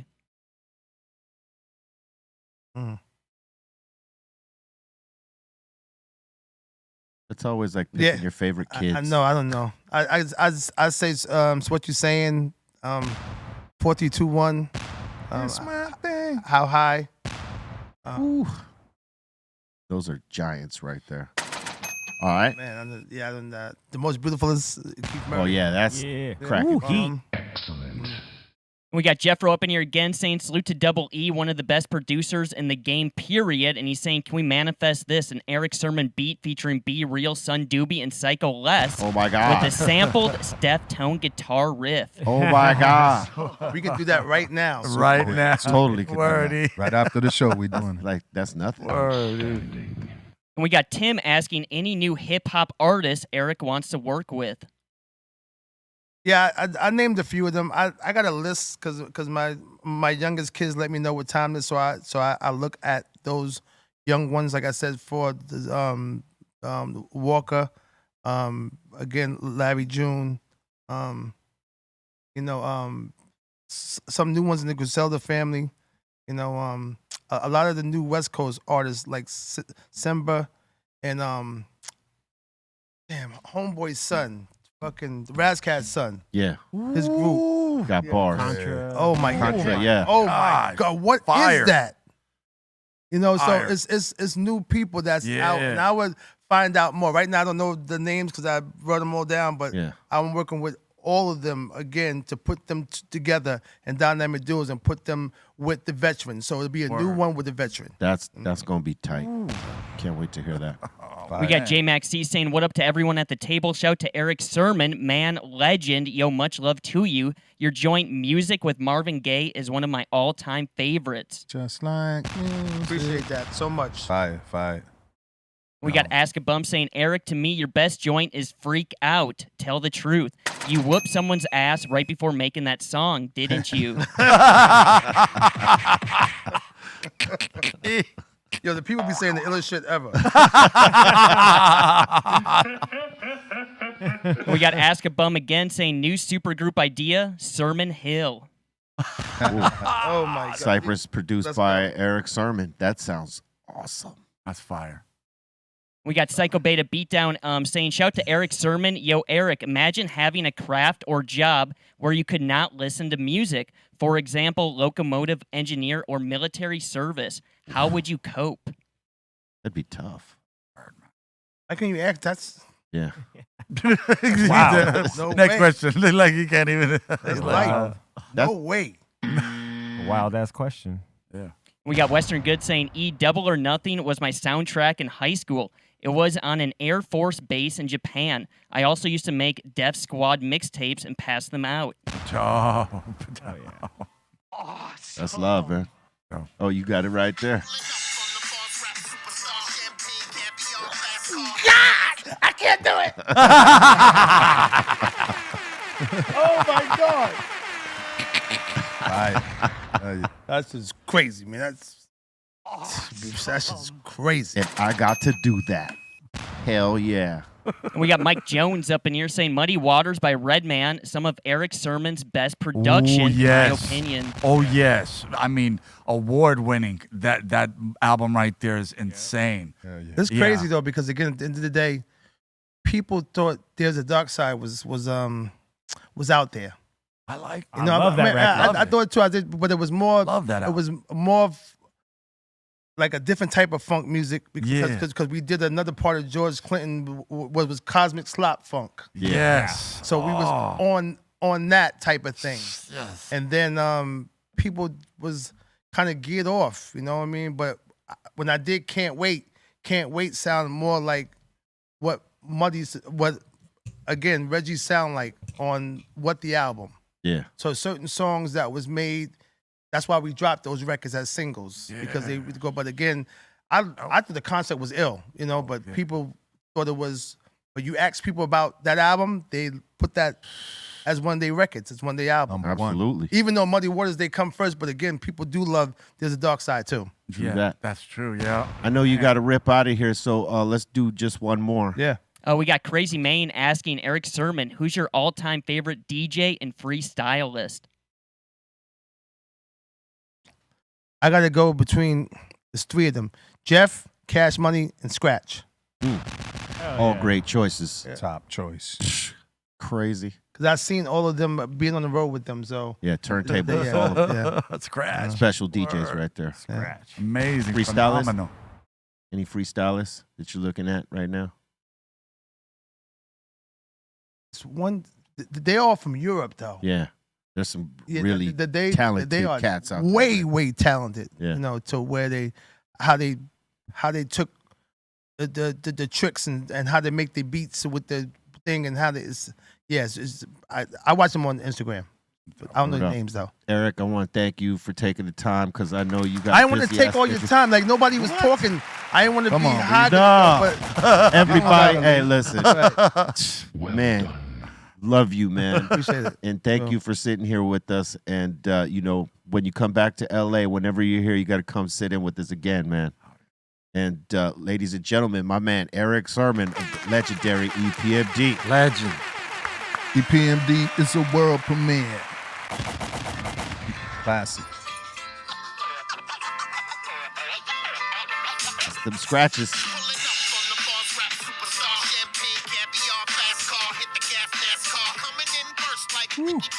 God, yo, get out of here! That shit smacking. Yo, I tell you, I don't give a fuck who out. Nobody. Real hip hop music. Fuck all that, niggas. Not this. Not this. I'm gonna be on that one. I'm gonna get. We'll be back with more Dr. Greenthumb Show after this. Hold up, beast. The beast. You gonna He's get the beast. You're an asshole for having me do it right here, but you know, because it's not like I can just smoke freely right here. What up? This is Sendog from Cypress Hill. You're watching Soldier Stories.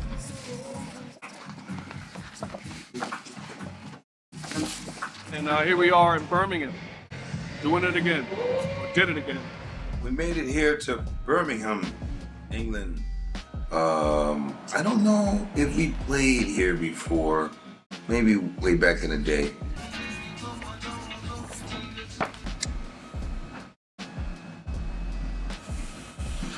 Well, guys, they told me I gotta smoke outside. This was the best I could do because it's freezing balls here in Birmingham.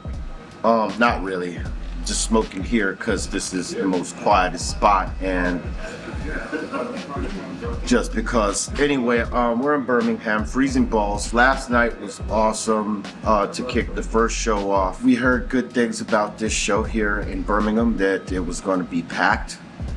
A lot of people bought tickets and are excited, and from some of the Instagram posts that we put up from last night, a lot of people in this particular city in the UK were like, oh my God, I'm excited. I can't wait to see this show, because they had been seeing responses from people in Scotland about last night's show. And the bagpipes, oh my God, you know. I don't know if we referenced that in the last one, but we had dude come and play, you know, an iconic tune here or out there in Scotland with the bagpipes to start off our show. Whole crowd started singing with the bagpipe player. It was awesome. So people were talking about that, and immediately these people here in Birmingham got charged up. So, you know, D12 goes on and they flip it. You know, people are out there, they're rocking for them, you know, and so it was just a matter of time before the almighty Cypress Hill go up and do the kill pop pop mode.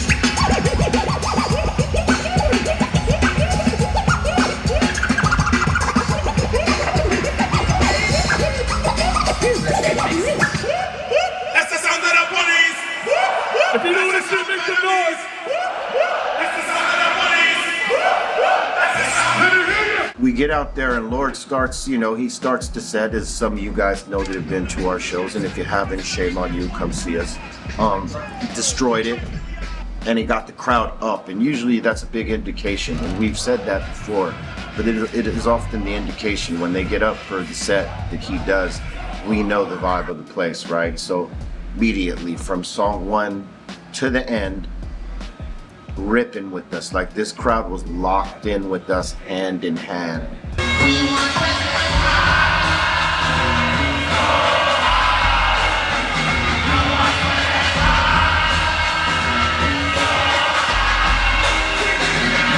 Today's show was really good.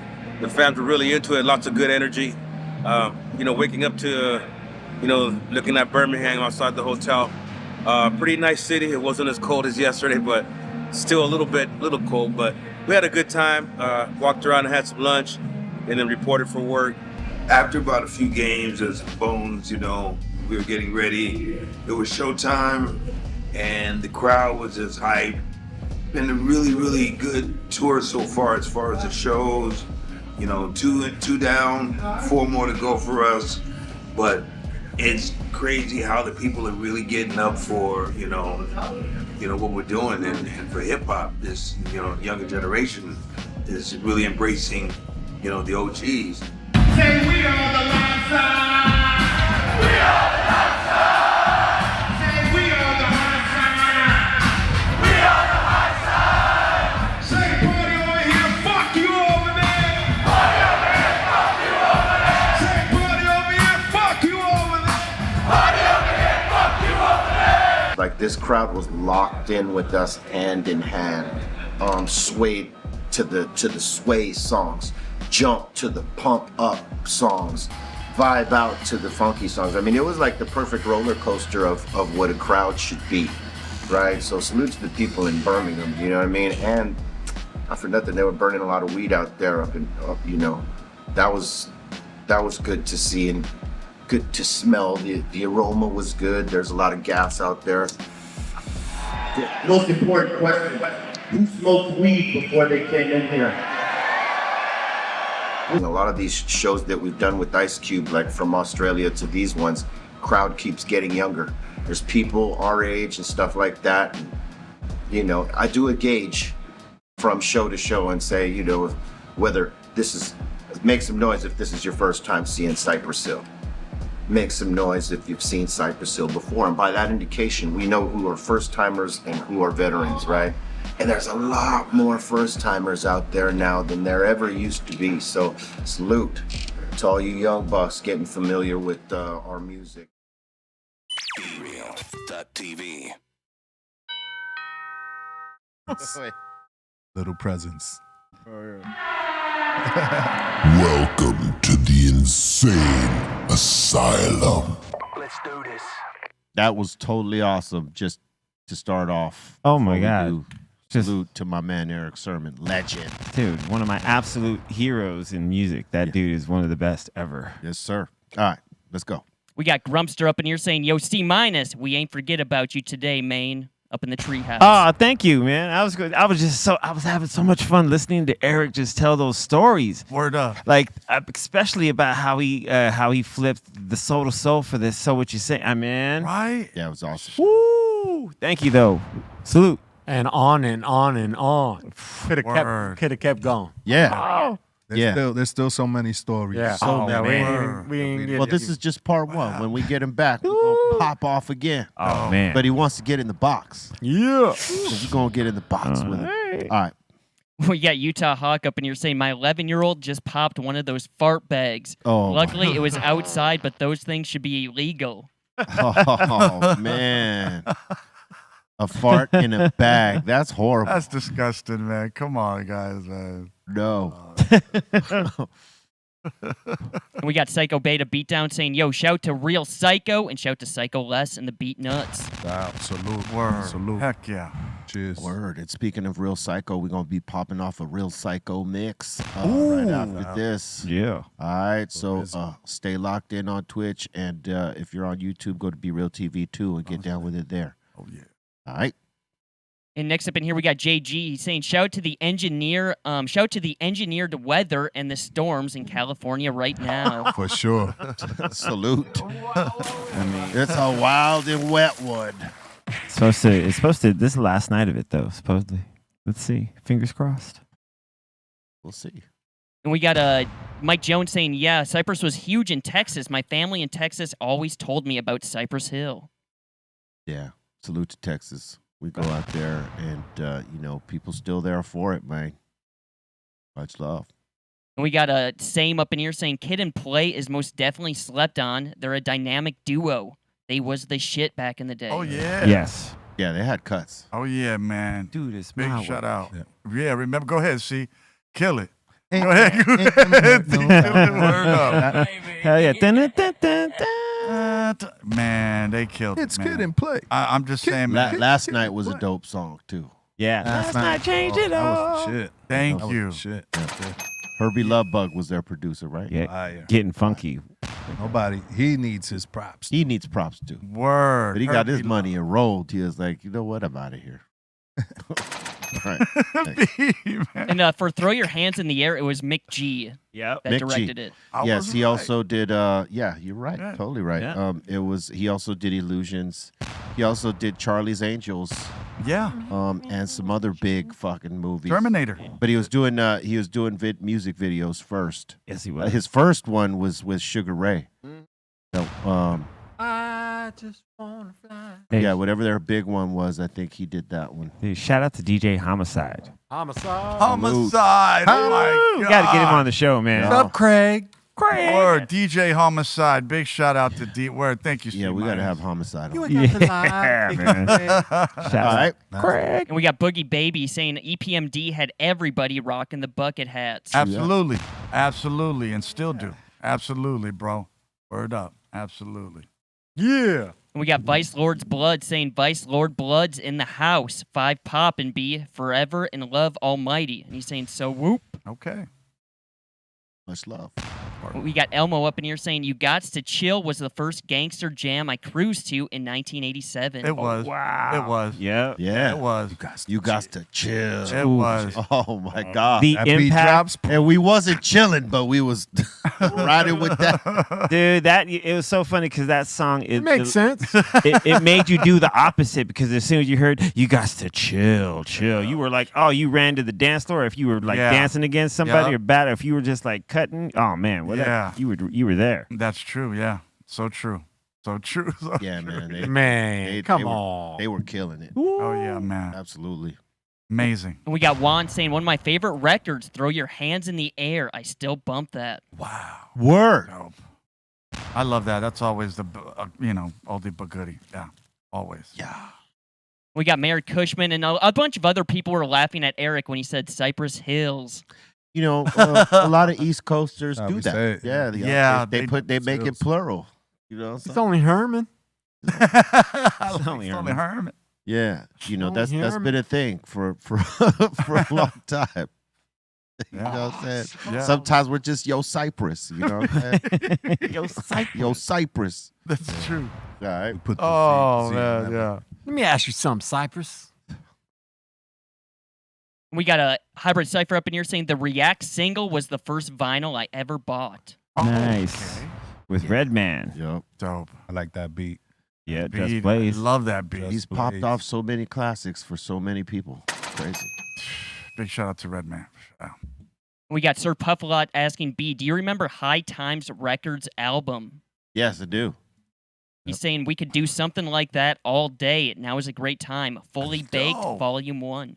Fully Baked Volume 1. That doesn't sound bad at all. Yeah. We was on that High Times album. That shit was classic. Yeah, I think we were too. Right? Which Maybe. volume? I don't know. One of those. I don't remember. Dope. I know they asked us for something. We also did the one I think that Tommy Boy did. What was it called? Big Bamboo or some shit like that. Yeah. Yeah. I remember. Yeah, you did the Under Slang Slang Thing remix. Yeah. Yeah. Dope. I ain't heard that in a long time. Oh, I got it. You got it? Yeah. Huh. I'll bring it on He's Friday. like, How about huh. that? Why don't you said, spin huh. it, man? I I don't even remember it, man. I know I did it, but I haven't heard the rhyme in a long time. Oh, man. All right, next. And we got Kid Blunt. He's saying, Son Doobie, my enemy, I will take you down. Oh, great, Oh. man. I don't even know what I did this time, man. You didn't do anything. All right. We got Always Bug, and he's saying, yo, bunch of legends at the table today. Loving these stories. True that. No doubt. And we got Mike Jones. He's saying Jay-Z begging for Beyonce at the Grammys was not it. Ooh. He wasn't begging. He was basically telling some facts there. You know what I mean? Look, Beyonce don't need a Grammy. She is one of the most amazing entertainers and singers in the world. Thank you. And she's achieved everything you could achieve. She's sold millions upon millions of records. I mean, you know, Taylor Swift, Beyonce, and, you know, there's a couple more that got that kind of movement. A Grammy does not define Beyonce or Taylor Swift or none of them. It's a paperweight in the long run. But, you know, yeah, you know, she's won all the other awards. How come she hasn't won that one? So she's gonna win it now, and it's just gonna be because everybody says she ain't won it. You know what I mean? So, Well, what he was trying to say is they need to create a new structure, man, because the one they have isn't working. That shit is all fixed anyway. Well, that's being the point that it seems like the people should actually get it never get it. Yep. Sometimes they do. There's times that they get it right, but not, you know, especially not for hip hop, they don't get it right. Like for hip hop, most especially, they 9 times out of 10 they get it wrong, and most people are like, well, what the hell were they basing the criteria here? Like, how did this happen? well, it's an impossible subject because really, none of music or any of these arts deserve awards because that's against what the art is. Right. The art itself is the award. Yes. Like That's there's true. the award. Like you got the art, homie. That's it. Hey, That's the prize. I'll say it like this. You know, some of the artists that You know what I mean? some of the artists over time have deserved the awards, but it's, you know, again, in the hip hop genre, we struggle because they really hardly ever get it right. For instance, when they gave out the award to Will Smith and Jazzy Jeff over Run DMC, a lot of us that were hip hop fans were like, "What do you mean?" Right? Am I wrong on that? No, I mean, because we were, you know, a lot of us thought like, well, Run DMC should be the first one to get that award, Right. if anything. Right. But they weren't thinking about seniority or even what they had accomplished before. They went based on whatever those 3 songs were, and they were and they made the decision to make it Jazzy Jeff. And they never got a Grammy. Nah, man. They're the pioneers of what we do. They were the most successful in the beginning out of everyone. They sort of opened up the doors. They never got a Grammy. A lot of good groups didn't get Grammys. Wu-Tang already said it. Cash rules everything around me. Well, pay up. You want that award? Pay up. We talked about it the other day. You know, it's who they want to stamp and who they want to propel, and whoever they is, you know, it's their favorites. So awards cost money. But That's if there wasn't no Run DMC, they wouldn't be a Wu-Tang. So Absolutely. remember Or that. any of us. Yeah. Or any of us. Up. Run All right. DMC for sure. Amen Word. to that. Word All right. up. Next. We got Ask a Bum. He's asking, is a Sun and B collab in the works? We're constantly doing things. I'm sure we'll pop something off at some point. We got Psycho up in here saying, salute to everyone at the table. Really looking forward to the show on May the 4th in Ontario. Finally, the show in IE. Can't wait. May the 4th be with you guys. Yes, actually, we're going to be giving away some tickets to All-Time High. Yeah. You know what I'm saying? Featuring Cypress Hill, Both Thugs in Harmony, and 36 Mafia. Ghostface Killer, Burner, Dilated Peoples, Farside, Psycho Realm, Souls of Mischief. Wow. Yeah. What a lineup this is. That's the lineup. That's a lineup. Come check it out Saturday, May 4th, in the year of the Mamba. May the 4th be with you. Word up, B. Dope, B. That looks dope. Yes. Excellent. We got Jay saying, big ups from Germany. Can I get a birthday shout out for my twin brothers, Lucas and Vincent? They're turning 19 today, and we smoking that shit. Happy birthday, Lucas and Vincent. Vincent, big shout out. Word. Happy And birthday. Happy birthday. Happy birthday. enjoy smoking that shit. Yeah, double. You know Actually, they smoking some good shit. I read out an there. article the other day that Germany's going to legalize by like May or something, or Yes. this upcoming spring. Give them a round for that. Yes. That's cool. Illegalized. Willst du einen Rauchen mit mir? I have always enjoyed going to Germany, and I've always enjoyed some good weed while Word, man. being Germany in always Germany. had good weed, though. Big shout Yeah, out to low Germany. key. There's always been some very talented growers in Germany, Mhm. or sometimes the connect. They would just roll up into Holland, mean- grab some weed, and bring it back to Germany. That's the good thing about Germany. It's only a 2-hour drive. Yes. Of train, I mean. Yeah, it's You're easy. there. Boom, grab the weed, come back. Yep. It's easy peasy, man. Same for France. Whoop, whoop. Come on in. Ping, get ping, some, ping. Gotta go. Bing Bing, bang. bang. All right, They're hoping the ban of pot will be lifted by April 1st. let's go. That's dope. Of It course, will I mean, be lifted. That'll be It right will up there. everywhere. It's just a question of when.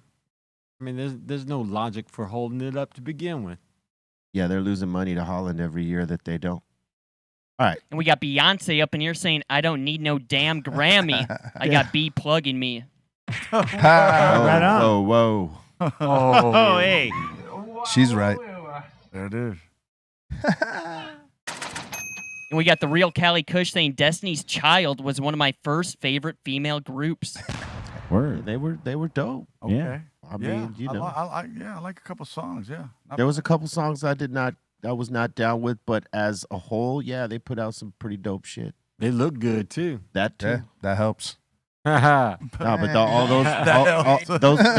those ladies could sing though. They like I love that. they were not. They could sing. They singers. All right. What'd they say? We got Loved Him Killer Music. saying, dope show today, guys. Love all the music, talk, and stories. Looking forward to the Green Eye Bandit getting in the smoke box. Classic episode today. Much love to everyone on the show and Erick's sermon. Yeah, I'm on. He's gonna be the red eye bandit after that. Yeah, For real. that part. Oh my God. The story's gonna get good in there. Yeah, the stories will be very good. And we got Kale saying, Son Doobie is one of the coolest, most chill guys around. We're with him, same team. You guys. We got Phantom Bunny saying, when you guys were talking about prisons, I can't think about the prisons without being sad. Other people just love filling them up and don't care about people. You ain't wrong. I ain't arguing. We got Kappa up in here saying, I always appreciate the artists who keep it real. That's why I'm here. Also, artists with little materialistic needs. It's not always about the money. Yeah. Erick Sermon has one of the dopest track records when you think of producers and like legend. And as an artist himself. Yeah. Yeah. Put out classics as a rapper and producer, and then produced a bunch of classic joints, man, for legendary rappers who would become legends. They weren't necessarily then, but you know, his music helped propel them to become legends. That's awesome. No one gives him enough flowers in that. That's what happens when you make music with love. True. Yeah, true. He's always in the lab. He loves this. Can't be making no hate music. Nope. It's not good. Or for the money music. Yeah, that too. We got Ask a Bum saying In Vogue was the best female group. One of.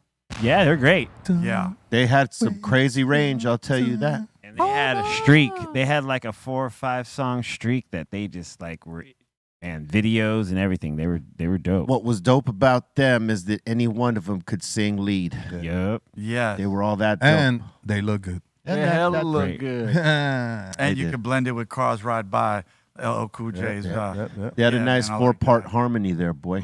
Yeah, That's what I hold on. tell you. Dude. Like the new school Supremes almost. Yeah. In comparison, yeah. Keep me hanging on. Right? All Remember? right, Doobie, say it again. Let's go. Keep All right. me right. Why don't you, babe? Oh, no, I'm just kidding, man. Don't do that to me. Why? You did it. I'm just kidding. But you know who sings a good rendition of the Supremes is Vanilla Fudge. If you ever get a They chance. do. That is a very good version. Whoa, B, you Yes. just scared me right now. I'm just kidding. Yeah, That was dope. cosign. It's just a cosign. Don't hurt. Doesn't hurt. Don't be scared. I Don't be listen to you. scared. All right. Scarred. Next one. And a lot of people in the chat are saying rest in peace to Toby Keith. Yeah, rest in peace, Toby Keith, man. Yo, is that crazy, man? Stomach cancer? That's horrible, man. Bro. Yeah, stomach cancer, man. Yo. You know, people slept on Toby Keith's acting. Yeah. Dude could you act his ass off. You know what I'm saying? Yeah. Multifaceted, my man. Rest in peace. And prayers and condolences to the family. Man, rest in peace. Prayers. All right. And that seems to be it. That seemed to be it. All right, that's going to do it for this one. Make sure you check us out in the mix right after this. Real Psycho. All right. If you're on Twitch, stay locked in. B_Real TV is the place. And, for YouTube, if you want to stay on YouTube, you go to BeReal TV 2 and catch the mix there. Or if you're a full member of the BeReal.tv website, which you should be, you could catch this show and the mix show there. So, take advantage of that. But salute to all y'all. Salute to everybody that got down with us yesterday on Twitch for the video mix. We're going to be doing that on Mondays. C-Los and myself and, whoever wants to get down on the video mixes. But that'll be exclusive to Twitch. So lock in with us. All right. C-. Shout out to everyone here at the table. B, Doobie, Strong Tone, Les, the one and only Erick Sermon. It was a pleasure to even just to meet you in person and be able to hear those stories. So thank you once again. Shout out to the Treehouse crew, Dom, Bolton, Ray. Shout out to Dro, and shout out to Aton, and shout out to E-Zone and Javi Lopez. And you can follow me at C-Fan4. And I'll see you soon. What up, Psycho Leezy?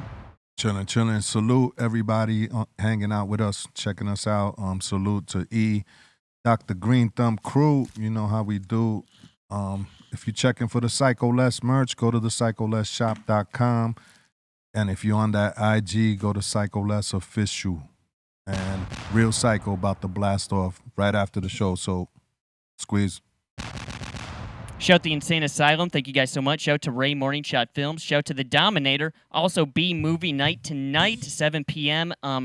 B Movie Night Tonight, 7 p.m. Hosted by Eric Bobo.